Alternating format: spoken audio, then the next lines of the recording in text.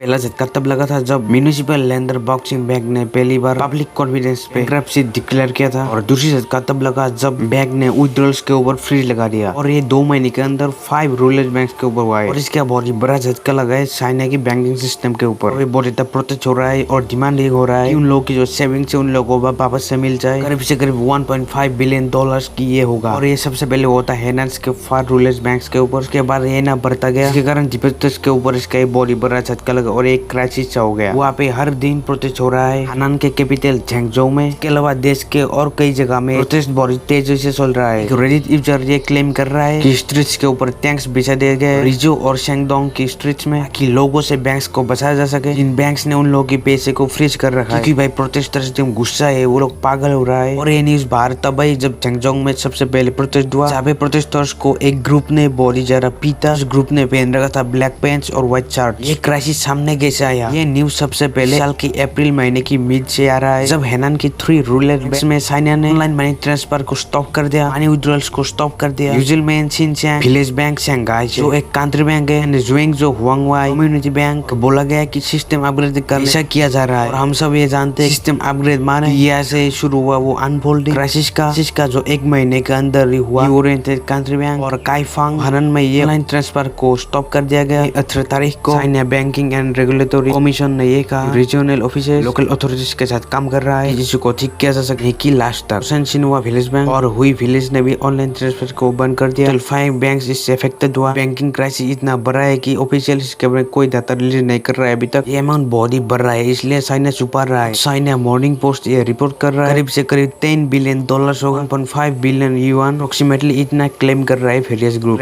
Crisis figure बहुत ही बढ़ रहा है। इस मैगजीन साइंस का सोर्स है, सबको लग रहा है कि ये जो रूरल बैंक से बहुत ही छोटा है, लेकिन ये बहुत ही बड़ा है। चाइना का रूरल बैंक्स कोई आम बैंक्स नहीं है, ये बहुत ही बड़ा बैंक है। रिसेंटली उन सब ने ना बहुत ही बड़ा एक्सपेंड किया है। सभी को ये पता है कि चाइना नंबर्स को हाइड करने में ज्यादा माहिर है, और अब भी वो लोग ऐसा ही कर रहा है, तक कि मीडिया को भी इसके बारे में कोई अंदाजा नहीं है। क्राइसिस हुआ क्योंकि वहाँ के जो लोग है बहुत ज्यादा ग्रीडी है, गवर्नमेंट पॉलिसीज में बहुत ज्यादा करप्शन हुआ है। रूरल बैंक्स को ये अलाउ मिला कि वो लोग हाई इंटरेस्ट पैसे को लोन में दे दे। इतना ग्रीड है कि रिपोर्ट ये बता रहा है रूरल बैंक्स में एक लुक्रेटिव ऑप्शन है चाइनीज पीपल के लिए। वहाँ के सिटीजन को हाई इंटरेस्ट रेट प्रोवाइड करता है। चाइना मॉर्निंग पोस्ट के मुताबिक रेट को 4.1 से 4.5% तक बढ़ा दिया गया है। फिक्स डिपॉजिट का बेंचमार्क इंटरेस्ट रेट 2.75% कर दिया गया है। में वो लोग हाई इंटरेस्ट पे थर्ड पार्टी डिजिटल प्लेटफॉर्म्स को बहुत ज्यादा लोन दे रहे थे। Tech companies like Baidu and group JD ताकि वो लोग ऑनलाइन ट्रांसफर को एक्सपांड कर सके, रूरल बैंक्स को हाई यील्ड इन्वेस्टमेंट स्कीम्स को महीने भर में सेल कर सके। ARC ने पूरे चाइना में जैसे बहुत सारे को अभी तक बैन कर चुका है। फरवरी 2021 तक तब तक जो डैमेज था वो हो चुका था। चाइनीज बैंकिंग रेगुलेटरी रिसेंटली एक स्टेटमेंट जारी किया है, इन्वेस्टर सिर्फ चैनल्स को यूज करे फाइनेंशियल बिजनेस के लिए और बीवर रहे, सावधान रहे और हाई परसेंटेज करप्शन से। ब्रिटिश ने मल्टीपल सस्पेक्ट्स को अब तक अरेस्ट किया है जो इस क्रिमिनल कोड का पार्ट है। उन्होंने इस स्कैम में पार्ट लिया है। इसमें नंबर प्रोविंसेस शामिल है। बैंक्स भी है एक ग्रुप ऑफ कंपनी जो थर्ड पार्टी फाइनेंशियल प्रोडक्ट और प्लेटफॉर्म्स का यूज करता है। एक फर्म जो उन लोगों ने सेटअप कर रखा है ताकि डिपॉजिट अदर फाइनेंशियल प्रोडक्ट्स को सेल कर सके। पुलिस ने एक पर्सन को अरेस्ट कर लिया है, इनका नाम है लो वी, जो मेन कल्प्रिट है इस बैंकिंग स्कैम का। साउथ चाइना मॉर्निंग पोस्ट से रिपोर्ट कर रहा है जो गैंग है वो 2011 से एक्टिव है। हुई रिपोर्ट कर रहा है कि एक इन्वेस्टमेंट फर्म जिसका नाम है नानचिन जाइफू ग्रुप, वो लोग 4 रूरल बैंक्स को कंट्रोल कर सके, बैंक ऑफिशियल से फंड्स ट्रांसफर कर सके। रूरल बैंक्स के इंटरेस्ट और चाइनीज बैंक के इंटरेस्ट करने के लिए 2015 में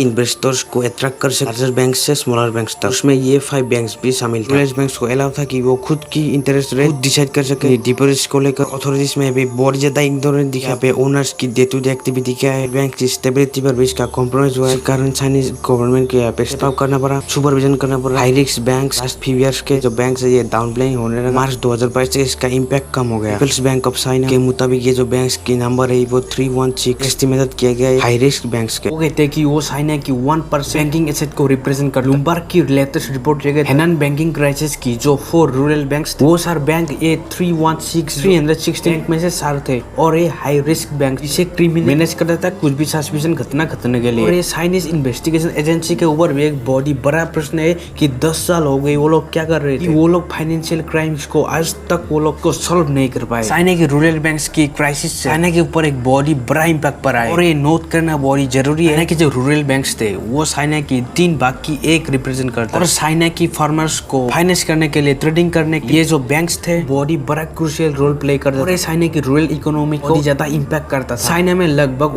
1651 रूरल बैंक्स थे जो चाइना के जितने भी फाइनेंशियल इंस्टीट्यूशन है वह 3 भाग में से एक वो रिप्रेजेंट करता है। नॉन परफॉर्मिंग लोन्स के शेयर भी इन बैंक के द्वारा राइज किया गया। 2018 में ये थे 3.4% और 2020 में ये 4% हो गया। ये रिपोर्ट आपको qz.com में मिल जाए। कोविड-19 पेंडेमिक के कारण एनपीएस भी बहुत ज्यादा राइज हुआ है। लॉकडाउन और इकोनॉमिक फॉल के कारण रियल एस्टेट इंडस्ट्री चाइना के रूरल बैंक्स के ऊपर बहुत ज्यादा स्ट्रेस पैदा करता है। अगर रूरल बैंक्स ये फेल हो जाता है लॉस से गेट ओवर होने से तो चाइना की फाइनेंशियल सेक्टर एकदम डैमेज हो जाएगा। चाइना की जो इमेज है वो घर पे हो या फिर बाहर हो वो भी बहुत ज्यादा फॉल हुआ है, डाउन हुआ है और उनकी जो ग्रोथ रेट है वो भी बहुत ज्यादा डाउन हुआ है और इकोनॉमिक ग्रोथ रेट भी बहुत ज्यादा डाउन हुआ है। जस्ट 0.4% इस साल की सेकंड क्वार्टर तक। वहाँ पे जो प्रोटेस्ट है वो कम नहीं हो रहा है। हैनान की जो डिपोजिटर्स है वो ट्रांसफर नहीं कर पा रहे ऑनलाइन। लोग भी बैंक जा रहे हैं ताकि वो पैसे को निकाल सके, लेकिन उन लोगों को पुलिस अंदर नहीं जाने दे रहा है। इसके कारण वो लोग सोशल मीडिया पे आ रहे हैं, बाकी लोगों से वो बता रहे हैं कि क्या हो रहा है उनके साथ। वो लोग उनकी देश की बाकी के डिपोजिटर्स के साथ बात कर रहे हैं कि उन लोगों की जो पैसे वो बैंक ने फ्रीज कर दिए, जिसके कारण जो प्रोटेस्ट है वो बाकी जगह पे भी फैल गया कि डिपोजिटर ग्रुप भी इसके कारण प्रोटेस्ट करना चालू कर दिया है। लोग एक गुट हुआ है और उन्होंने प्रोटेस्ट करना शुरू कर दिया और सरकार से डिमांड कर रहा है कि उनके जो पैसे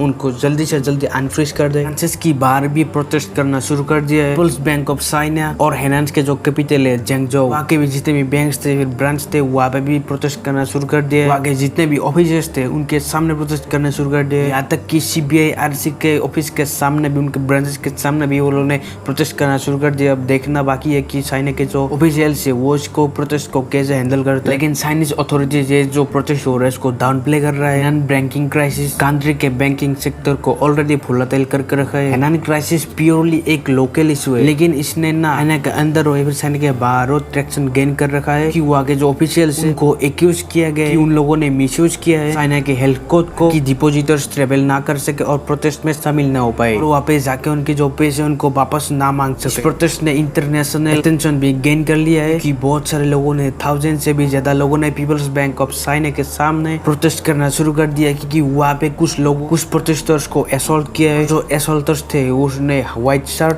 और ब्लैक पैंट्स पहन के रखा था। वो 10 जुलाई को हुआ था और वो जो असॉल्ट था वो पुलिस के सामने हुआ था। साउथ चाइना मॉर्निंग पोस्ट ये रिपोर्ट दिया, उन्होंने क्लेम किया है जो असॉल्टर ग्रुप्स थे लोगों को लोकल अथॉरिटीज ने हायर करके रखा था ताकि प्रोटेस्ट को खत्म किया जा सके, जो अप्रैल से ही शुरू हुआ था। और बीबीसी ने ये रिपोर्ट की जो असॉल्टर्स थे सिक्योरिटी पर्सनल जो प्लेन कोचेस को पहन कर रखा था। चाइना का हिस्टोरी भी ये स्टेट एक्टर्स को सिक्योरिटी पर्सनल के तरह यूज करता है कि रोक सके कि जो प्रोटेस्टर्स है उनको उनका जो पैसा है वो वापस ना मिल सके। साइनिंग बैंकिंग रेगुलेटरी CBIRC लोगों ने बताया कि ये जो पैसा है वो धीरे धीरे करके सबको मिलेगा और ये वैल्यू है $7,450। ये शुरू हुआ है जुलाई 15 से और ये डिपॉजिट्स का जो वैल्यू है ना वो 100,000 युआन है और ये जुलाई 25 से शुरू करेंगे ऐसा बोला है। और रिपोर्ट्स ये भी बता रहे हैं कि बहुत ही कम लोगों को ये पैसा दिया जाएगा। पहले राउंड में बहुत ही कम लोगों को ये पैसा मिलेगा। अथॉरिटीज ने वार्न किया है अकाउंट जो फ्रॉड ट्रांजैक्शन में शामिल है या कहीं से भी हायर इंटरेस्ट मिले उन लोगों को ना पैसा वापस नहीं मिलेगा।